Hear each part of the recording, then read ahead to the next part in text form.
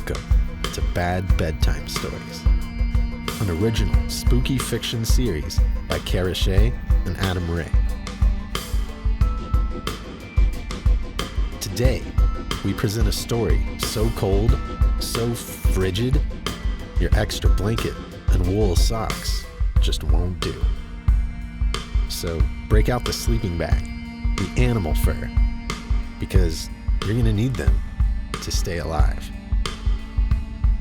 To listen to all Bad Bedtime Stories episodes, to shop the spookiest t-shirts, or to become an advertising partner, visit badbedtimestories.com. But for now, pull those gloves and earmuffs on tight, because you're listening to Arctic Expedition.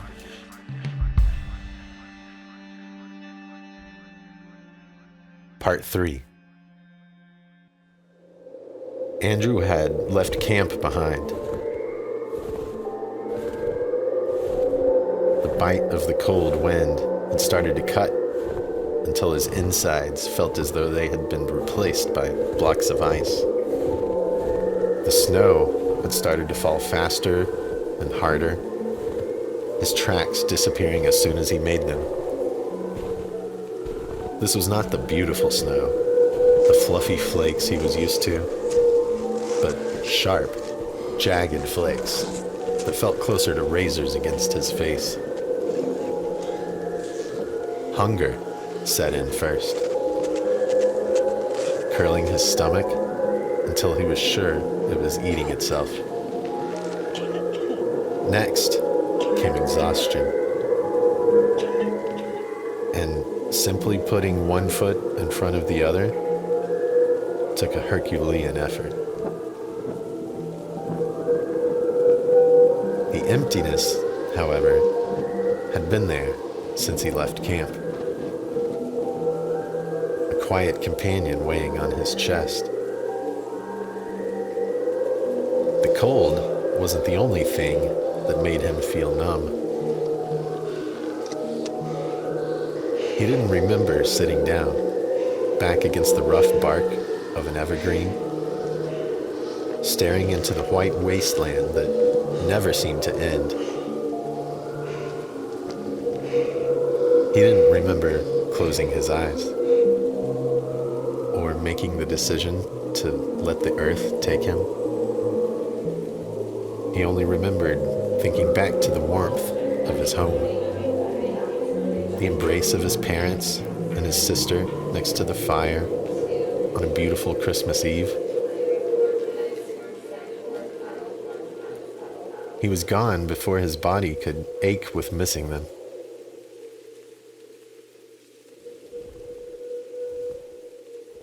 Hands reached from the cold darkness of the woods and wrapped around him.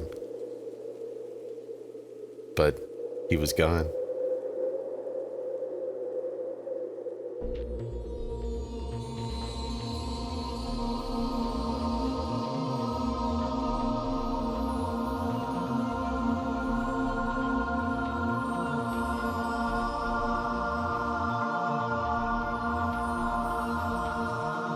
The afterlife was warm. He felt like he was swimming, bouncing from the bottom darkness to get glimpses of the warm surface without ever breaking through.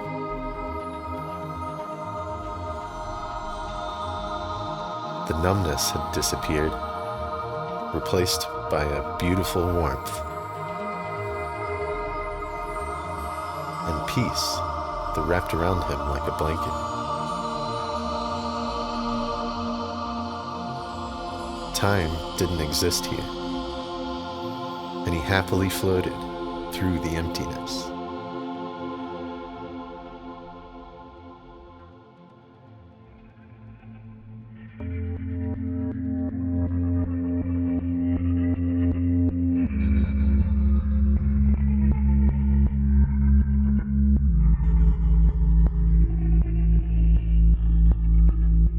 Andrew came back slowly, his body unthawing piece by piece, his heart beating stronger to pump the blood through each limb.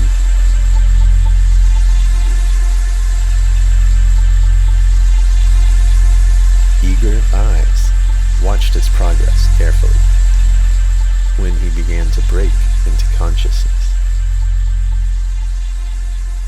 As his eyes fluttered, they backed away to give him space.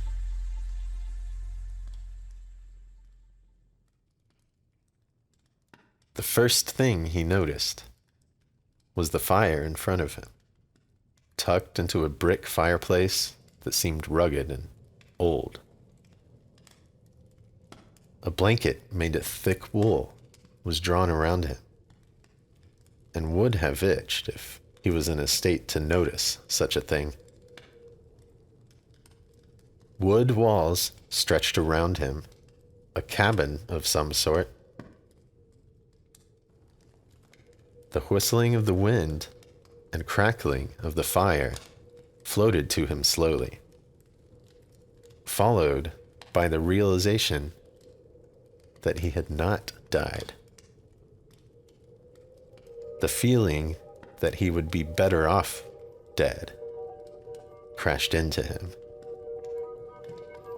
His limbs screaming with exhaustion and hunger. His head felt thick and foggy.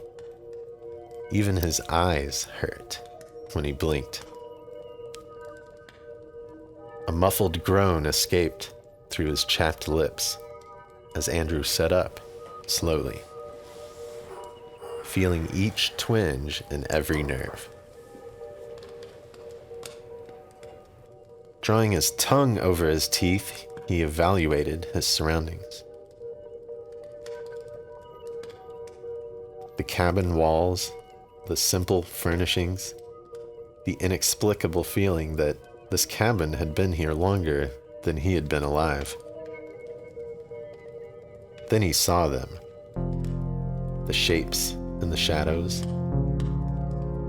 Stepping forward slowly, a human figure emerged from the far end of the cabin.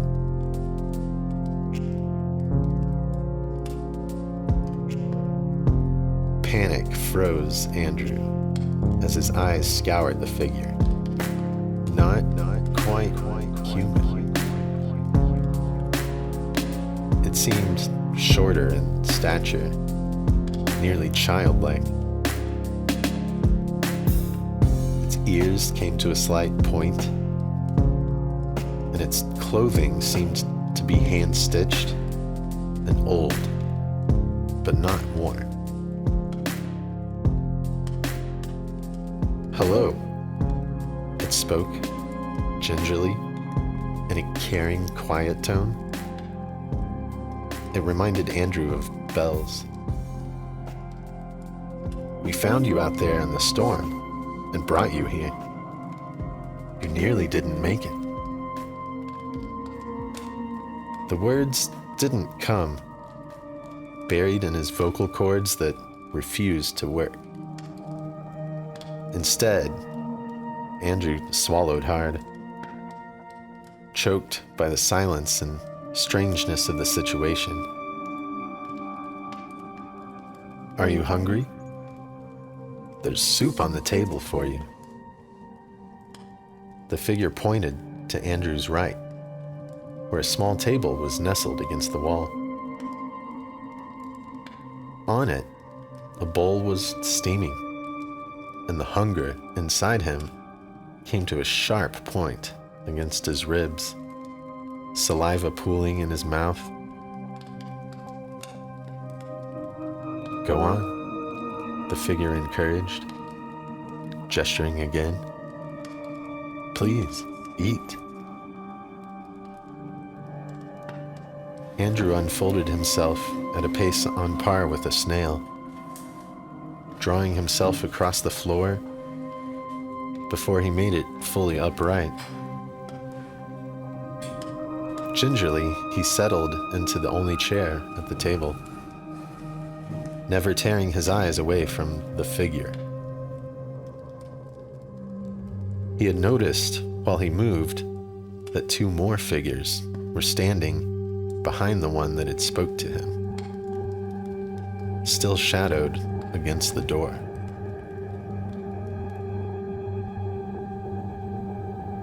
"I'm Alfie," the unusual man said, then moved his hands to wave the figures behind him forward. One was male, similar to Alfie, and the other was female, with golden hair braided and tied with a small red ribbon. "This is Holly and Max." With a small nod, Andrew accepted this as though it were a peace offering. He supposed it was, as they were so carefully trying to put him at ease. He couldn't explain the uneasiness that stayed with him, but chalked it up to their unusual appearance. "Andrew," he managed, his voice scraping his throat as though he were coughing up gravel. "Well, Andrew, please eat. We'll leave you. There are warm clothes for you in the bedroom." Alfie pointed behind Andrew to a second room Andrew hadn't noticed. "And we'll be in the village. Anyone would be happy to help you. Just ask." And with that, they left him, closing the door quietly behind them.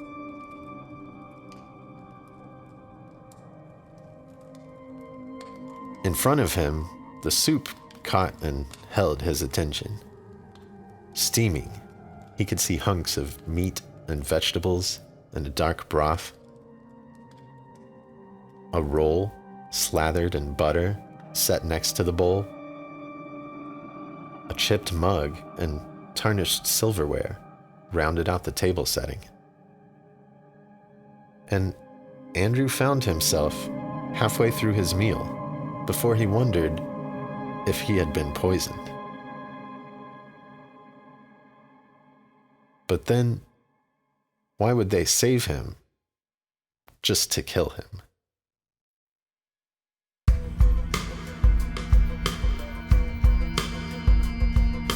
If you need more darkness, if you can't get enough creepy stories, visit badbedtimestories.com now to listen to all episodes. Identify with our Fly Anxiety hoodies and sign up to receive the latest Bad Bedtime Stories right to your inbox. Until next time, listeners, sleep tight.